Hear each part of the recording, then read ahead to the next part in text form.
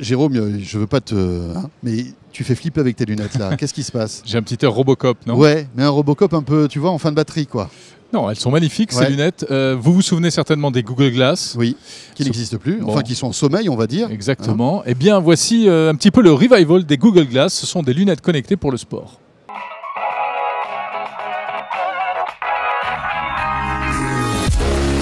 Bon, en fait, ces lunettes, c'est un concentré de technologie parce qu'on le voit, en bas du verre sur ta droite, tu as un petit écran. Exactement. Chez Google, c'était en haut. Là, c'est en bas. Mhm. Le résultat est à peu près le même. Un tout petit écran sur lequel je vais pouvoir afficher des notifications quand je reçois un appel téléphonique, par exemple. Parce que tu vas donc appairer ces lunettes à ton téléphone en Bluetooth. Bien sûr. Mais surtout, on l'a dit, c'est pour la pratique du sport. Donc, il y a des applications pour le vélo, la course, etc.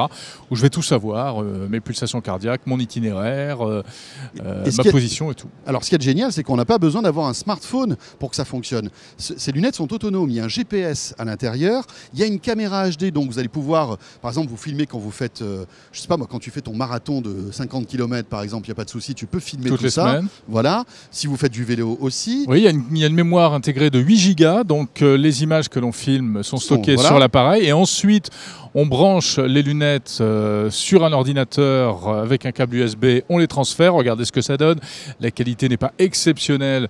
Mais ça, voilà, c'est sympa. Hein, c'est pour prendre des photos des paysages qu'on traverse, par exemple. Et alors, ce qui est sympa, c'est que vous avez votre itinéraire GPS qui s'affiche véritablement. C'est-à-dire que vous allez pouvoir télécharger, avant de faire votre course, l'endroit où vous êtes et vous allez pouvoir suivre exactement le bon itinéraire et même l'enregistrer pour après le comparer à votre prochaine course.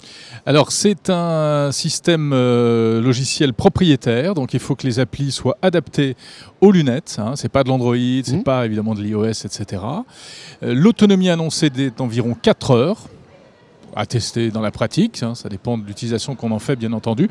Et ce qu'on peut dire, c'est qu'elles sont plutôt agréables à porter, très légères, très très légères. Et puis bien équilibrées, hein, les batteries sont sur le côté et vous avez donc un petit système, on va dire tactile pour les piloter.